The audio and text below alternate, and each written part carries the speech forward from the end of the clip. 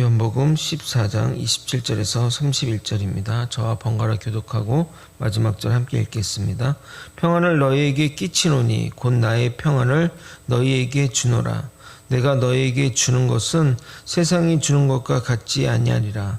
너희는 마음에 근심하지도 말고 두려워하지도 말라.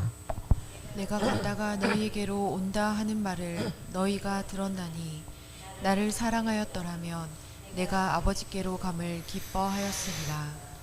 아버지는 나보다 크심이라. 이제 일이 일어나기 전에 너희에게 말한 것은 일이 일어날 때에 너희로 믿게 하려 함이라. 이후에는 내가 너희와 말을 많이 하지 아니하리니 이 세상의 임금이 오겠음이라. 그러나 그는 내게 관계할 것이 없으니. 함께 읽겠습니다. 오직 내가 아버지를 사랑하는 것과 아버지께서 명하신 대로 행하는 것을 세상이 알게 하려 함이로다. 일어나라 여기를 떠나자 하시니라. 아멘. 예수님의 사역이자 예수님과 바톤 터치에서 하실, 우리와 함께 하실 성령님의 사역은 우리를 보호하시고 주님의 은혜를 깨닫게 하시고 또 하나님의 말씀을 가르치고 또 예수님으로부터 들은 말씀을 생각나게 하는 것입니다. 우리는 그동안 성령님의 사역을 은사와 능력에 치중되어 생각해 왔습니다. 그래서 한국교회의 많은 성령 운동이 여러 가지 문제를 일으켰던 것입니다. 물론 그런 성령 운동으로 인해 한국교회가 폭발적인 부흥을 일으킨 것은 사실이지만 문제 또한 많이 양산했습니다. 세계교회연합회에서 한국 기독교를 평가할 때 한국 기독교는 성도들의 활발한 전도와 열정적인 신앙생활은 좋으나 무속적인 신앙과 결합된 독특한 성령 운동으로 인해 영적으로 혼탁한 면이 많다고 말합니다. 성령 운동 사례, 부정적인 사례로는 외국에서는 찾아보기 힘든 안찰기도, 기도하면서 막 때리면서 막 하는 이런 걸 통해 사람이 죽기도 하였고, 성도들을 대상으로 사람들이 예언 행위를 하거나 또 부흥회라는 명목으로 집단 환각과 같은 성령 집회가 수시로 자주 행해진 것들을 지적했습니다. 어제도 말씀드렸지만 성령님은 예수님의 영으로 성령의 사역도 예수님의 성품과 사역의 모습을 닮아야 하는데 우리나라 성령의 사역은 마치 무속적 신앙 모습을 닮았다는 겁니다. 그렇지 않습니까? 제 성품과 성향이 담긴 제 영혼이 육체로 분리가 되면 완전 다른 성품의 성향으로 나타난 것은 말이 되지 않습니다. 삼위일체 하나님이신데 말입니다. 예수님은 요란하지 않으며 의미 없는 기적은 일부러 피하시며 자신을 드러내지 않고 온전히 하나님의 영광을 드러내는 데 집중하는데, 예수님의 영인 성령님은 방언과 예언과 같은 것들이나 귀신 쫓는 사역이나 그런 초월적인 사역에 집중한다는 것이 이상하지 않냐 이 말입니다. 제가 과거에 미국에 갔을 때 아는 지인분의 그 집에 좀 기거했었던 적이 있었습니다. 특별히 저를 위해 그 소고기 바베큐를 해주셨는데 정말 거짓말 하나도 안 보태고 인생 쇠고기를 만났습니다. 제가 그분에게 한국에 있는 미국 쇠고기는 맛이 없는데 현지에서 먹으니까 참 맛있네요 라고 하자, 원래 한우는 미국 소고기에 비할 바가 아니라며 목초지에 방목하며 자란 고기가 비교할 수 없을 정도로 맛있다고 칭찬하며 한국에서 미국 소고기가 맛없는 이유를 설명해 주었습니다. 한국에서 수입해가는 미국산 쇠고기는 대부분 질 나쁜 것만 가져가니 그런 것이라며 실제는 미국 소고기가 더 맛있다는 겁니다. 마찬가지입니다. 한국은 미국 개신교에서 비주류인 집단의 것을 잘 수입해 간다는 겁니다. 미국에는 특별히 이단이라는 표현을 하지 않고 비주류 또 이런 식으로 또 이렇게 표현하는데, 그래서 미국에서는 명함도 못 내리는 목회자를 한국에서는 전 세계에 영향력을 미치는 예언자라고 하며 초대해 데려가 집회를 한다는 겁니다. 성령의 사역이 정말 하나님이 원하시는 시대의 흐름이라면 당연히 우리도 그 운동에 동참해야겠지만, 가르침이나 사역이 정말 복음적이지 않은데 그 길을 따라간다는 것은 정말 주의해야 하는 일들입니다. 성령님은 예수님을 대신해서 우리 안에 계시는 분입니다. 그러므로 성령님의 사역과 예수님의 사역은 동일한 선상에서 비슷하게 이루어져야 할 것입니다. 오늘은 예수님이 우리에게 주시는 평안에 대해 깊이 다뤄보고자 합니다. 평안이 우리가 예수를 믿는 복 중에 가장 중요한 복임을 또 여러분과 함께 나누고 싶습니다. 27절을 한번 먼저 읽도록 하겠습니다. 여러분이 한번 읽겠습니다. 시작. 평안을 너희에게 끼치노니 곧 나의 평안을 너희에게 주노라. 내가 너희에게 주는 것은 세상이 주는 것과 같지 아니하니라. 너희는 마음에 근심하지도 말고 두려워하지도 말라. 아마도 제자들의 그 지금의 어떤 상태들은 예수님의 갑작스러운 가르침, 떠나겠다, 죽으러 간다, 이런 가르침에 놀랐고 제자 중 하나가 날 팔 거라는 말씀에 서로를 경계하고 두려운 마음이 가득 차게 되었습니다. 그런 상황 가운데 예수님이 이 말씀을 하시는 겁니다. 단순히 제자들을 안심시키려 하는 말씀의 의미가 아니라 진리의 성령님을 보내시겠다는 말씀 뒤에 나오는 것이기 때문에 그 평안을 너에게 끼치노라는 이 말씀은 그 믿는 자들에게 주어지는 축복의 개념으로 말씀하시는 겁니다. 또한 여기서 끼치노리로 번역된 헬라어 아피에미는 남기다, 남겨주다라는 의미이기 때문에 선물의 의미로 말씀한 겁니다. 그러니까 성령님을 주겠고 그다음 이제 너희에게 평안을 주겠다고 말씀하시는 겁니다. 그럼 여기서 말하는 평안의 의미가 무엇일까요? 이 평안의 제가 이렇게 그 원어를 좀 자꾸 얘기하는 게 뭐냐면 이 우리 성경은 원어가 있고 그것을 번역을 한 거잖아요. 근데 그 원어의 뜻에 맞는 한글 단어를 이제 적용해서 다 쓰다 보니까 이 내용과 이 내용간에 간극이 있다는 거죠. 그러니까 그 간극을 좀 설명을 해줘야 그렇게 하기 때문에 제가 좀 원어를 얘기를 많이 하는데 잘난 척 하려고 하는 건 아니고 또 그게 중요하기 때문에 말씀을 드리는 겁니다. 이 평안의 헬라어 에이레네는 전쟁과 대립적인 평화, 전쟁의 위협이 없이 법과 질서가 잘 유지되는 상태를 말합니다. 그러나 그런 평안은 힘으로 의해서도 유지될 수 있습니다. 로마의 힘이 강력했을 때는 로마에 지배하던 나라에 분쟁과 소요가 일어나지 않았습니다. 무려 200년에 넘는 기간 동안, 300년 넘는 기간 동안 그렇게 되었는데 그 시대를 팍스 로마의 시대라고, 힘으로 이뤄낸 평화의 시대라고 했습니다.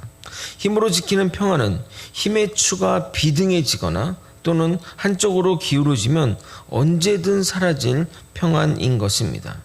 아마도 그 적절한 원래 예수님은 이제 히브리어로 얘기하셨을 거 아니에요. 아람어로 얘기를 하셨을 건데 그 적절한 헬라어 단어가 없어서 그냥 가장 비슷한 이 단어를 썼겠지만 실제 예수님이 말씀하시는 이 평안의 의미를 담지 못했습니다. 그럼 예수님이 말씀하신 평안은 무엇일까요? 헬라어를 다시 히브리어로 번역한 70인역 성경이 있는데 이 평안을 샬롬이라고 번역했습니다. 샬롬 하면 여러분이 잘 아는 단어 아닙니까? 이스라엘의 인사말이기도 하죠. 안녕 하는 것처럼 샬롬 하는 것처럼 그런 표현입니다. 이 샬롬은 전쟁의 반대 상황에서 쓰이는 단어가 아니라 악이 득세하는 세상에서 하나님의 정의가 실현되는 상태를 샬롬이라고 합니다. 우리가 주기도문에 그런 기도문이 있죠. 뜻이 하늘에서 이루어진 것 같이 땅에서도 이루어지니라. 이게 바로 샬롬의 상황인 겁니다.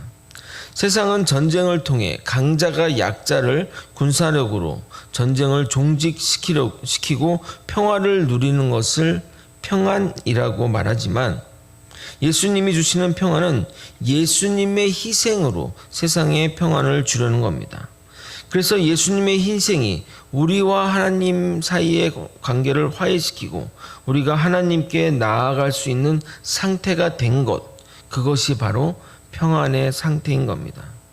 그래서 나의 평안을 주노라 하면서 내가 주는 것은 세상이 주는 것과 다르다고 말씀하시는 겁니다. 세상적인 평안이라고 한다면 그냥 그런 전쟁 가운데 어떤 평탄하고 아무 일이 없는 상태를 말하는 건데 그런 평안이 아니라고 예수님이 덧붙여 말씀하는 겁니다. 그러나 이 평안을 이루기 위해서 어떤 분란과 문제나 어떤 난관이 전혀 없다는 것은 아닙니다. 예수님 또한 그 과정을 이루기 위해 많은 분쟁과 심각한 문제를 만나셨고 제자들도 그러한 어려움을 겪게 될 것을 말하고 있습니다. 그러나 우리는 세상과 맞서 하나님의 정의를 이 땅에 실현하도록 노력해야 됩니다. 악은 또는 세상은 하나님의 정의가 이 땅에 실현되는 것을 막으려고 갖은 방법을 동원합니다. 목숨을 위협하기도 하고 우리의 재산과 우리의 모든 것을 빼앗으려고 합니다. 그러한 현실에 우리는 잠시 평안을 잃어버리기도 합니다.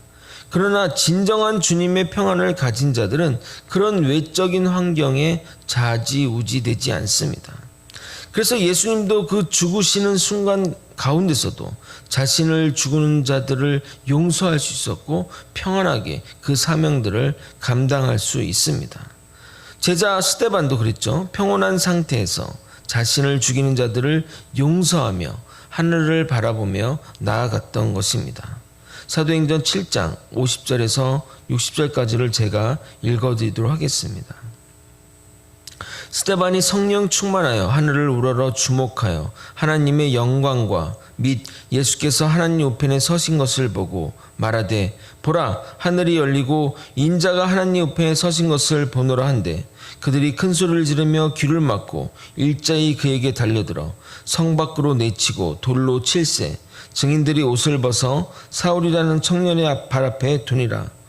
그들이 돌로 스데반을 치니 스데반이 부르짖어 이르되 주 예수여 내 영혼을 받으시옵소서 하고 무릎을 꿇고 크게 불러 이르되 주여 이 죄들을 그들에게 돌리지 마옵소서 이 말을 하고 자니라. 결국 이 평안 예수님이 주시겠다는 이 평안은 종말의 때 하나님 안에서 성취될 것입니다.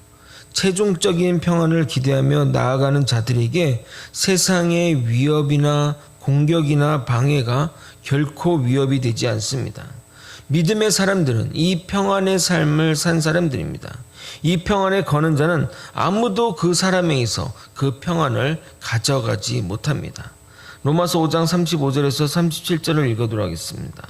누가 우리를 그리스도의 사랑에서 끊으리요? 환난이나 공고나 박해나 기근이나 적신이나 위험이나 칼이라. 기록된 바 우리가 종일 주를 위해 죽임을 당하게 되며 도살당할 양같이 여김을 받았나이다 함과 같으니라. 그러나 이 모든 일에 우리를 사랑하시는 이로 말미암아 우리가 넉넉히 이기느니라. 환난과 공고와 박해와 기근이나 적신이나 위험이나 칼에도 우리가 가진 이 평안을 가져갈 수 없습니다. 아마도 우리는 그동안 이 평안을 또는 심리적인 또는 마음적인 어떤 평안함으로 이해했을 것입니다. 사실 우리 시대에 예수님을 믿는다고 박해와 핍박받는 시기가 아니라서 그렇게 설명해서 이야기하게 되면 우리와는 정말 상관없고 나와는 먼 이야기처럼 들려서 그런 부분들을 관가해서 설명이 되었지만 이 본문이 말하는 평안은 그런 마음의 평안과는 질적으로 다른 평안인 것입니다. 뒤에 이어 나오는 너희는 두려워하지 말고 너희는 근심하지 말라 두려워하지 말라에서도 이 두려워하다의 헬라어 데일리아토는 사형 선고를 받은 사람이 극도로 두려움과 불안감에 쌓인 상태에 쓰이는 단어를 이 두려워하지 말라라고 표현된 것입니다. 그러므로 예수님은 우리에게 평안을 주니 이 평안이 너희를 근심하거나 두렵지 않게 할 거야 라고 이렇게 부드럽게 말씀한 것이 아니라 명령어로 지금 말씀하고 계십니다. 마치 전쟁터에 적과 이렇게 대치한, 과거의 전투는 이렇게 군사들이 쫙 서 있지 않습니까? 그런 대치된 상태에서 맨 앞줄에 있는 사람들에게 절대 물러서지 말아라. 죽기를 각오하고 나아가고 돌아서는 자는 죽이리라 하는 말씀처럼 근심하지 말고 두려워하지 말아라 라고 이야기하고 계신 겁니다. 사단이 지배하는 이 세상은 기본적으로 반기독교적이고 반교회적입니다. 지금 특별히 세상이 기독교의 안티적인 것이 아닙니다. 기독교 역사를 보게 되면 항상 박해와 핍박이 없었던 적이 없었습니다. 복음과 예수님을 전하려고 하면, 그리고 그것을 알리는 것은 항상 위험이 따릅니다. 그런 위험과 상황을 이겨내는 유일한 무기가 무엇인지 아십니까? 바로 그것이 평안입니다. 이 평안이 있는 사람들은 외적인 환경에 영향을 받지 않으며 적들의 어떠한 공격에도 이겨내며 자신의 사명을 감당하게 됩니다. 초대교회 성도들이 목숨의 위협에도 불구하고 담대히 복음을 전할 수 있었던 것은 그들에게는 세상이 줄 수 없는 평안에 거하였기 때문입니다. 그러므로 예수님을 믿음으로 주어지는 마음의 편안과 위로와 사랑의 감정이 성경에서 말하는 평안이 아니라 어떤 상황에서도 흔들리지 않고 사명을 감당하며 불안과 두려움에 떨지 않으며 나아가는 평정심이 성경이 말하는 평안인 것입니다. 아멘. 좀 어려운 개념이죠. 우리가 생각하는 게 평안하면 내가 좀 이렇게 마음 약간 나른하고 뭔가 좀 걱정문심이 없고 이런 걸로 얘기하는데 그런 개념으로 얘기한 것이 아니라는 겁니다. 요즘 인기 있는 드라마가 뭐죠? 신사와 아가씨인가요? 그게 제일 인기 있다고 들었는데 제가 드라마를 잘 보는 편은 아닌데 사람들이 평이 좋아서 참 이 드라마 잘 만들었다 해서 나의 아저씨라는 드라마를 본 적이 있습니다. 아마도 여러분들은 거의 본 적이 없을 것 같은데 제가 드라마의 내용을 말하는 것이 아니라 거기에 인상적인 대사가 있어서 소개하고 싶어서입니다.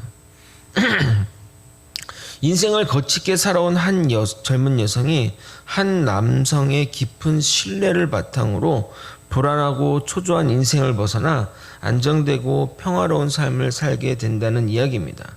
물론 이 남녀의 로맨스 얘기는 절대 아니고 사람들의 편견에도 불구하고 상대방을 끝까지 믿고 신뢰하며 그 신뢰를 바탕으로 그 젊은 여성, 나의 아저씨라고 했잖아. 그 사람이 그 신뢰함으로써 성장해 나가는 이야기인데 저는 이 드라마를 보면서 조금 깨달음이 얻었던 게 있었습니다.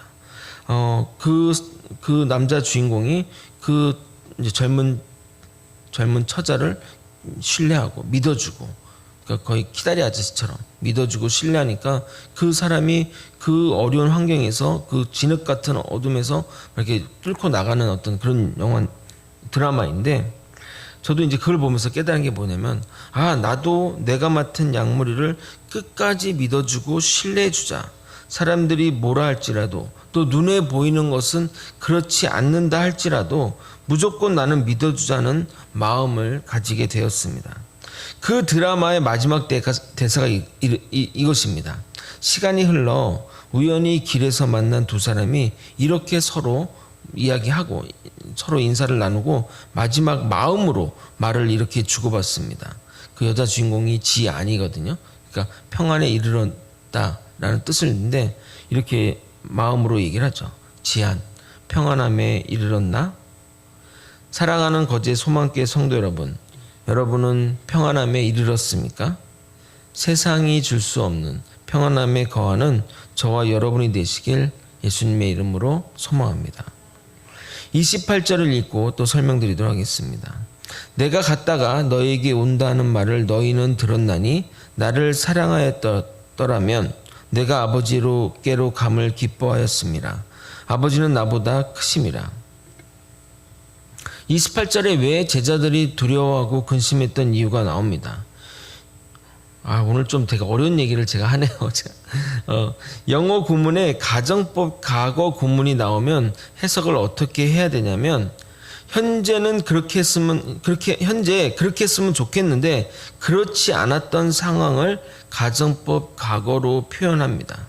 예를 들어 내가 너라면 그 집을 샀을 텐데 라고 이런 식으로 말할 수 있는데 그러면 그 집을 샀다는 거예요? 안 샀다는 거예요? 안 샀다는 거죠.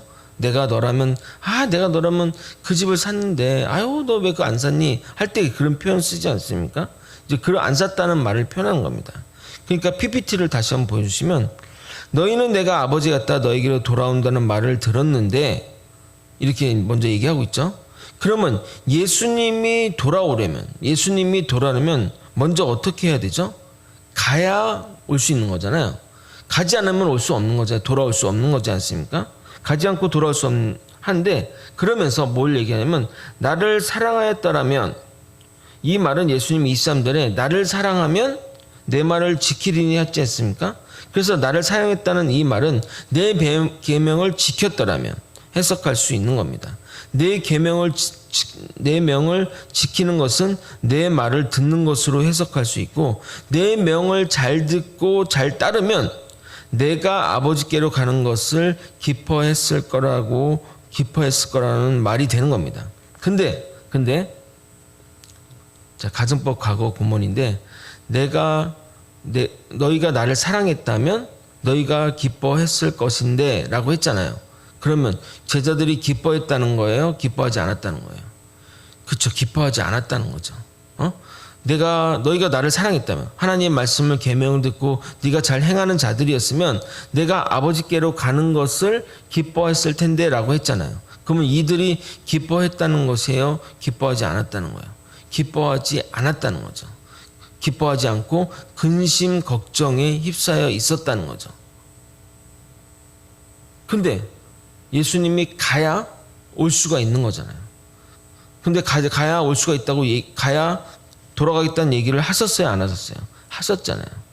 난 죽어서 하나님께 갈 것이다 라고 분명히 얘기했는데도 제자들은 하나님의 말씀을 듣지 않았던 거죠.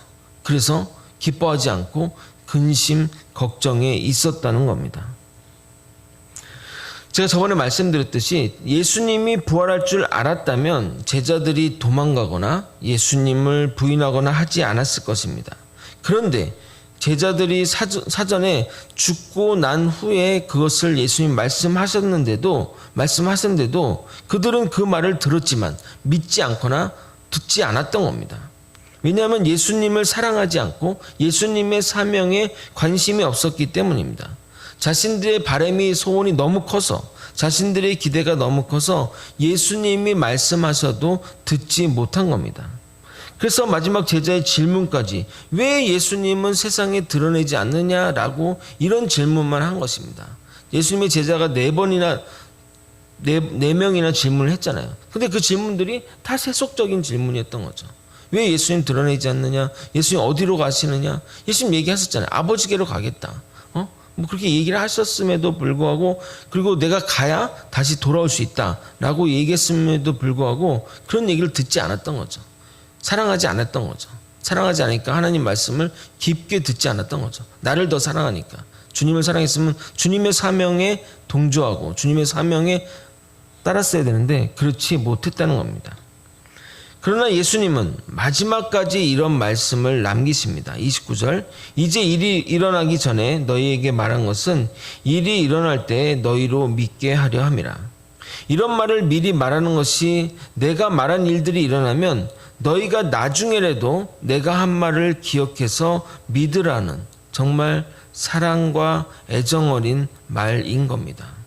마치 자녀가 부모가 정말 생선의 머리를 좋아하는 줄 알고 고기만 사면 생선 머리만 잘라가지고 어머니한테 드렸는데 막상 애를 낳아 길러보니 부모님이 생선 머리를 좋아하지 않았구나 라는 것을 깨닫고 통곡했던 이야기처럼 그런 사연이 있는 겁니다. 예수님은 그 얘기하는 거죠. 너희가 지금 내 말을 하는 걸 못 알아들을 거야.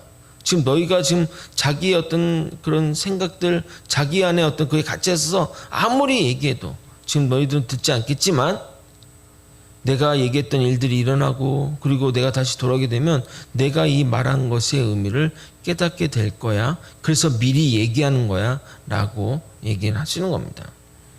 예수님의 의도는 다 그렇습니다. 그 베드로에게도 네가 3번 부인할 거야.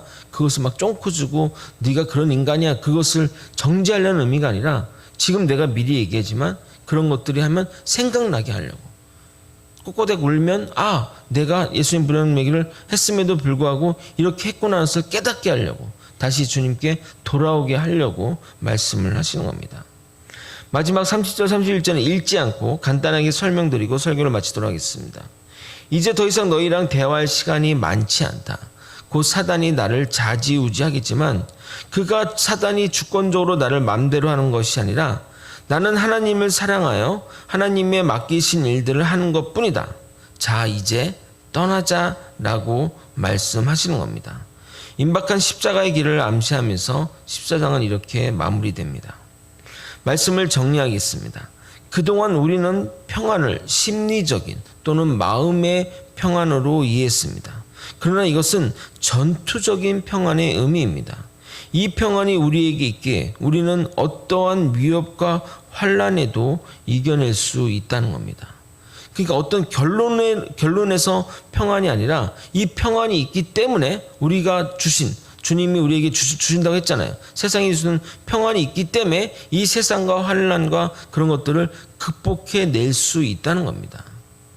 이해되십니까? 전쟁을 하고 나서 그거 끝나고 나서 그 결과가 평안이 아니라 이 평안이 있기에 환란과 핍박과 전쟁과 어떤 상황 그런 상황에서도 그 마음의 상태, 주님을 향한 그 사명을 지키자고 하는 그 하나님의 뜻이 이루어지고자 하는 그 뜻을 이뤄낼 수 있다는 겁니다. 궁극적인 평안의 상태는 하나님의 정의가 이 땅에서 이루어지는 겁니다. 그 평안에 이르길 때까지 끊임없이 우리 믿는 자들에게는 핍박과 박해가 올 것입니다. 궁극적으로 이 평안을 종말론적으로 하나님 나라에서 완성이 될 겁니다. 그러므로 종말에 완성될 이 평안을 의지하며 또 평안을 바라보며 현세의 어떠한 어려움과 환란에도 흔들리지 않고 주님의 사명을 나아가야 할 것입니다. 그것이 세상이 줄 수 없는 예수님의 평안을 받은 자의 삶인 것입니다. 거제 소망교회 성도 여러분, 평안에 이르셨습니까?